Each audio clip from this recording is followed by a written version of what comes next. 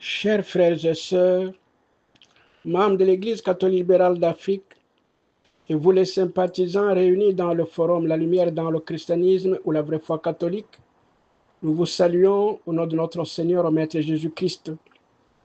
Je suis Monseigneur Zembal Zolo Mouchipaï, évêque président de l'Église catholique libérale d'Afrique.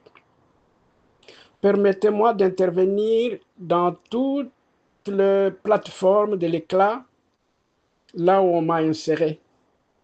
Je viens de suivre très bien la vidéo de notre frère ici qui parle de la flamme de l'éveil. Chers frères et sœurs, il y a deux choses dans le monde. Il y a ce qui est spirituel, il y a ce qui est matériel. Le monde ici que vous voyez, c'est un monde dualiste, comme on le dit en français. C'est-à-dire, c'est un monde où tout est double. Je pense avoir déjà parlé de cela dans un des audios. Si tu vois une femme, tu dois savoir qu'il existe un homme. Si tu vois la lumière, tu dois te dire qu'il se trouve aussi un peu le noir, la nuit. Si tu connais le bien, tu dois savoir que le mal existe. C'est pour cela qu'on appelle ce monde le monde dualiste. Chers frères et sœurs, l'Église chrétienne véritable ne pense pas au matériel. L'Église chrétienne véritable ne refuse pas le matériel non plus. Mais la toute première chose, c'est de ne pas penser au matériel, mais nous avons besoin de matériel. Je viens de suivre ce monsieur. Vraiment, il a fait un très bel exposé. Mais à l'intérieur de ses explications, c'est l'éveil de biens matériels qu'il est en train de prôner. Chers frères et sœurs, le bonheur ne se trouve pas dans le bonheur matériel. Ça ne se trouve pas dans les diplômes. Ça ne se trouve pas dans la richesse matérielle. Ça ne se trouve pas dans les avoirs, tout cela. Ça se trouve dans le cœur. Et ce qui est dans le cœur est incorruptible. Et ce qui est dans le cœur, personne d'autre ne peut le prendre. Et ce qui est dans le cœur, c'est immortel.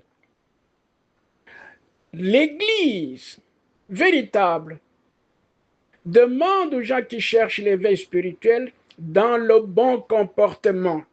Ce n'est pas dans les recherches de ces enseignements. Venez à tel endroit, nous allons vous donner les enseignements qui vont vous rendre riches, qui vont vous faire réussir votre vie. Il n'a pas parlé d'un élément important dont je vais vous parler ici. Dans tout ce qu'il a dit de bonnes choses. Mais il n'a pas parlé de son karma. Il n'a pas parlé du karma de l'humanité. Nous sommes sur cette terre. Cette terre n'est pas la toute dernière terre où nous devons vivre. Il existe une vie meilleure par rapport à celle-ci. Les églises l'appellent le ciel. Et réellement, ça existe. Je vous le dis parce que j'en ai une expérience. Et mon devoir est d'enseigner aux gens la vérité, surtout celle que je suis en train de vivre moi-même. Ce monde que vous êtes en train de voir, avec tous les 5 continents, c'est un monde extérieur. Il existe le monde intérieur. Il existe le monde invisible. Il y en a plusieurs. Mais parmi ces mondes, il y a un où la vie est meilleure. Et là-bas, il n'y a pas une vie double. C'est une seule vie. C'est cette vie qu'on appelle, c'est ce que les églises appellent le ciel. Ça existe. Mais pour y accéder, ce n'est pas question de diplôme. Ce n'est pas question d'avoir beaucoup de matériel sur terre. Ce n'est pas question d'être riche, d'être très fort. C'est le comportement. Parce que notre comportement, s'il est bien jugé par nous-mêmes d'abord, ça respecte la loi de Dieu qu'on appelle la Mahat. La réussite d'un homme, ce n'est pas dans la réussite nécessairement sur cette terre. L'homme qui a appris la sagesse divine sur cette terre, il doit savoir qu'il est en train de vivre son propre karma. Le karma, c'est quoi? Ce que nous avons fait qui est en train de nous suivre. C'est ce que Saint Paul dit, tout ce qu'un homme aura semé, il va le récolter. Personne ne souffre pour rien, mes chers frères et sœurs. Personne ne reçoit les éloges ou le bien, la bénédiction pour rien. Mais si vous forcez la bénédiction, vous forcez les éloges, vous êtes en erreur. Ça ne vous appartient pas. C'est ce qui lui a manqué de parler du karma. On est en bas, cette couche-là d'en bas doit recevoir les enseignements. Qu'est-ce que nous devons faire? Que nous devons dire? Parce qu'ils sont en bas, la toute première chose que nous devons leur dire, comportez-vous bien. Par exemple, nos ancêtres nous disaient, ah, il ne faut pas voler. Ce n'est pas pour rien, parce que celui qui vole, on le volera. Il ne faut pas insulter. Celui qui insulte, on l'insultera. Il ne faut pas faire du mal. Quand vous faites du mal, on vous fera du mal. Mais ceux qui sont au niveau bas, au premier niveau, ils ignorent.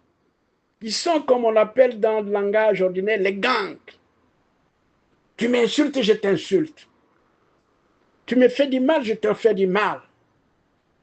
Alors on dit que c'est un homme, voilà, celui-là, il est comme si, il est honoré parce que celui-là, quand tu lui dis du mal, il te dit aussi du mal, il n'a peur de personne.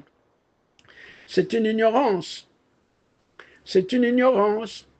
Si les saints nous disent, ne fais pas du mal, ne retourne pas le mal contre le mal, c'est parce que ces saints-là, ils comprennent que c'est le karma qui va se poser davantage dans votre cœur et il ne pourra se purifier que quand vous l'aurez vécu. Alors, pour ne pas aller trop loin, le message que ce monsieur a donné, c'est un très bon message, mais c'est un message qui regarde seulement le monde extérieur, qui regarde la réussite extérieure. Moi, je vous dis, dans l'Église, la toute première chose que nous devons chercher, c'est la réussite du cœur. C'est cette réussite du cœur qui nous amènera à entrer dans un autre monde. Beaucoup de gens disent, oh non, on vous a enseigné qu'il y a le ciel, mais il n'y en a pas. Le ciel existe, mes chers frères. Mes chers frères et sœurs, je vous dis que le ciel existe. Et l'enfer aussi existe. Moi, Monseigneur Zembrozo Mouchipai, je ne vous le parle pas en tant que théoricien. Moi, je dis à Dieu, je vais enseigner ce que je vois, ce que je vis. J'ai demandé à Dieu que tu as fait de moi prêtre. Je ne veux pas enseigner tout ce que le monde est en train d'enseigner si je ne vois pas, si je n'entends pas, si je ne vis pas. Je vous le dis, mes chers frères et sœurs, le ciel existe, l'enfer existe. Pour aller en enfer, obéissez à tout ce que vous voulez, faites tout ce que vous voulez. Le mal, tu fais beaucoup de mal, on va te juger. Tu fais du bien, tu t'humilies, tu penses, ça c'est un homme comme moi, je ne peux pas lui faire du mal parce qu'on le faisait à moi, moi je ne me sentirais pas à l'aise, c'est la même chose pour lui. Tu iras quelque part. Je vous ai envoyé la loi de la Mahat, la vraie loi que Dieu a donnée sur terre. Ce n'est pas la loi de Moïse. Les églises de l'Occident ont menti. Ils ont utilisé la loi de Moïse et les enseignements que vous êtes en train de voir dans la Bible, dont nous parlons de 65% de fausseté, pour régenter le monde. L'impérialisme de leurs églises, parce que ces églises ont commencé avec les rois. Est-ce que les rois peuvent enseigner la vérité? Ceux qui enseignent la vérité peuvent faire des autres des esclaves. Ceux qui enseignent la vérité peuvent faire des autres des prisonniers. Ceux qui enseignent la vérité peuvent coloniser les autres. Ceux qui enseignent la vérité de Dieu peuvent-ils tromper le monde? Point d'interrogation. Mais on nous a trompés. On nous a tous trompés. On est en train de nous tromper jusqu'aujourd'hui et nous acceptons cette tromperie parce que nous sommes manipulés. Et je vous le dis, le ciel existe, l'enfer aussi existe. Pour élever votre âme, vous n'avez pas besoin de faire beaucoup d'études. Pour élever votre âme, vous n'avez pas besoin absolument d'être extraordinaire. C'est question de vous comporter comme il se doit. Les lois de Dieu sont dans le cœur de chacun de nous. Faites à autrui ce que vous voulez qu'on vous fasse. Ça se trouve dans les Écritures. Sur les 35% de vérités qui sont venues du ciel, passant par l'Égypte antique, vous avez cela. Faites à autrui ce que vous voulez qu'on vous fasse. Quand vous le faites de cette façon, vous gagnez ce qu'on appelle la grâce, c'est-à-dire la bénédiction. La grâce de Dieu, la bénédiction de Dieu ne se perd jamais. Pendant toutes vos incarnations, tout ce que vous faites de bien, petit, ça entre dans vous, dans votre banque intérieure. C'est ça un jour qui fera une grande lumière, qui vous fera voir la grande lumière. N'allez pas chercher des écoles initiatiques où on va vous dire n'importe quoi. Surtout, on va vous parler comment tu peux devenir chef, comment tu peux gagner de l'argent. Tu vois les gens qui ont construit, tu vois les autres, ils ont de très belles maisons, ils ont beaucoup de voitures, ils ont l'argent dans des banques. Ce n'est pas ça l'élévation spirituelle. Chacun de nous vit en rapport de son karma. Nous devons travailler et si nous avons des difficultés dans le travail, Dieu a donné une mesure d'alléger la difficulté des hommes. Dieu a donné sur terre comment alléger, pas enlever, mais alléger le karma de l'homme. C'est ainsi qu'il faut aller auprès des prêtres.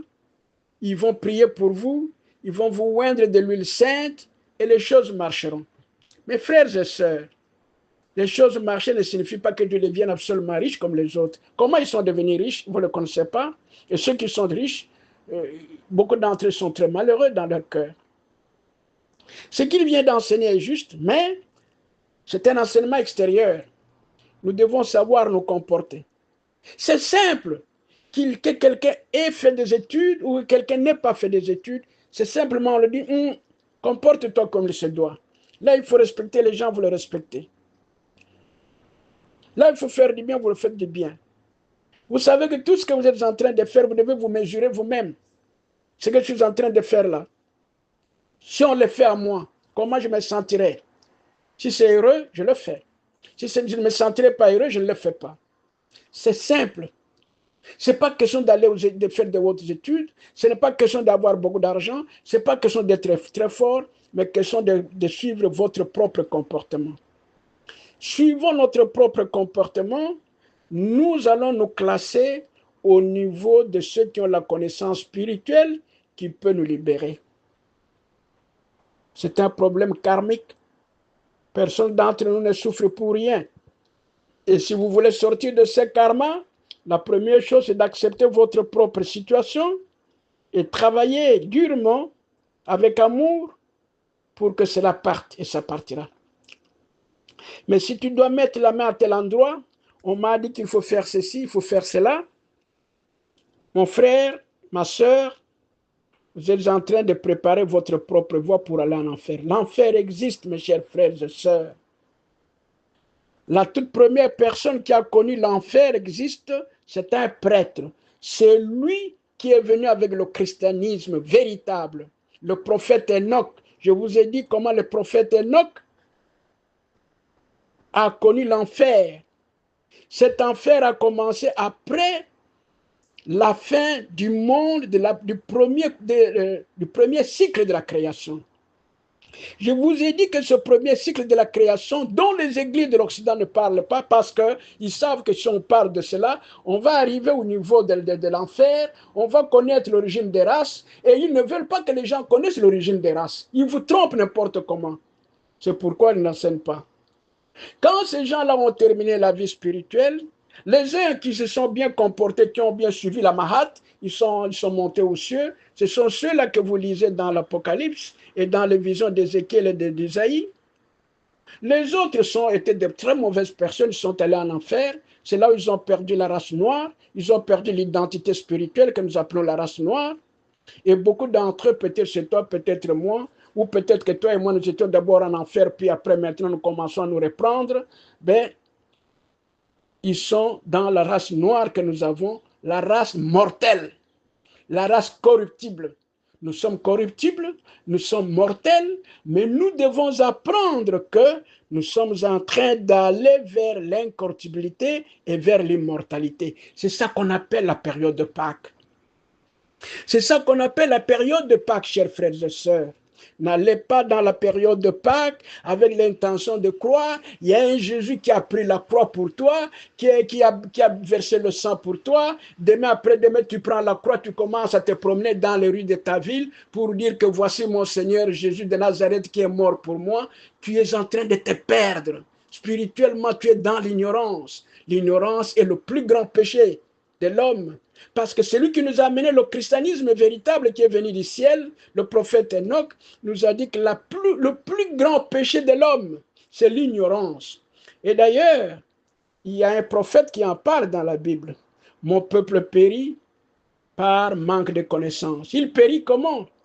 Beaucoup de gens qui ont fait passer 3 fois en enfer, quand tu passes 3 fois à l'enfer, la 4e fois, tu ne pourras plus exister. La 4e fois, tu ne pourras plus exister. Mais les églises ne vous enseignent pas ça. L'Église catholique libérale d'Afrique vous enseigne cela. Nous sommes en train d'avancer vers la Pâque. La Pâque, c'est une occasion pour que chacun de nous puisse se préparer spirituellement, pour que chacun de nous puisse se blanchir petit à petit, c'est-à-dire qu'il puisse se purifier petit à petit. Évidemment, toi et moi, en ce moment, nous sommes encore dans le corps corruptible et mortel. Nous avançons étape par étape sur le plan occulte, sur le plan invisible. Occulte ne signifie pas ce qui est caché. Parce que si je cache quelque chose dans la chambre, tu ne vois pas, ce n'est pas occulte.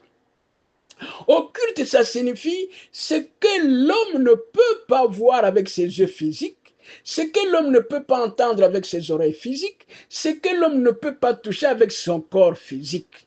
Ce n'est pas comme le frère vient de dire, occulte ce qui est caché. Non, ce qui est caché n'est pas occulte. Je peux cacher mon argent dans ma poche, tu ne vois pas, ce n'est pas occulte. Je peux me cacher quelque part dans une chambre, tu ne me vois pas, ce n'est pas occulte. Occulte signifie ne pas voir avec vos yeux physiques, ne pas ce qu'on ne peut pas entendre avec les oreilles physiques, ce qu'on ne peut pas toucher avec le corps physique. Et qui en sont les grands maîtres? En dehors de l'église chrétienne véritable, il n'y a pas un grand maître. En dehors de l'église chrétienne véritable, il n'y a pas un grand maître. Si vous entendez qu'il y a un maître extérieur, c'est un faux maître. C'est un faux maître. Le christianisme est venu du ciel. Ce n'est pas quelqu'un qui l'a organisé. C'est Dieu qui a voulu que le christianisme existe. C'est-à-dire le christianisme, comme je vous l'ai toujours dit, a remplacé la religion du Saint-Esprit. Le christianisme, c'est Christ. Christ, c'est qui? Christ est Dieu. Pourquoi on dit Dieu a 3 personnes? Non. Dieu a 3 manifestations. Il n'a pas 3 personnes. Dieu a 3 manifestations. Il se manifeste pour nous, les êtres corruptibles, mais il est en nous. C'est ça qu'on appelle, que Saint Jean appelle la lumière qui éclaire tout homme qui vient sur terre. Mais il est en lui-même. Il est transcendant lui-même. Cet être-là, il est en une forme de lumière. C'est ça qu'on appelle le Saint-Esprit. Vous voyez, Dieu n'est pas fils, n'est pas... Non. C'est le même Dieu, un seul Dieu. Alors, il a donné l'ordre à l'Église. Il y a une seule religion, la religion chrétienne. Et quand on appelle l'Église, c'est-à-dire les groupes, les branches qui se connectent réellement au vrai christianisme. Le christianisme occidental, permettez-moi de vous le dire, a perdu beaucoup de choses du christianisme. Je vous le dis ouvertement, je ne suis pas encore mort, je vous le dis, s'il y a ceux qui veulent discuter avec moi, je suis prêt à discuter plutôt pour que nous puissions comprendre comment les choses se passent. C'est seulement le christianisme qui peut conduire l'homme à l'éveil véritable. En dehors du christianisme véritable, il n'y a pas une organisation qui peut faire l'éveil véritable des êtres de la terre. Ce n'est pas seulement les humains, mais les êtres de la terre dans son ensemble. C'est pour cette raison-là que dans la Mahat, vous trouvez, on parle de respect de l'environnement, on parle de respect des humains, on parle de respect de ce qui est caché. Donc, mes chers frères et sœurs, nous sommes à la période de Noël, plutôt de Pâques. Nous devons apprendre la vérité parce que le Maître ne prendra que ceux qui sont dans la vérité pour qu'il les purifie davantage, qu'ils deviennent incorruptibles et immortels comme lui.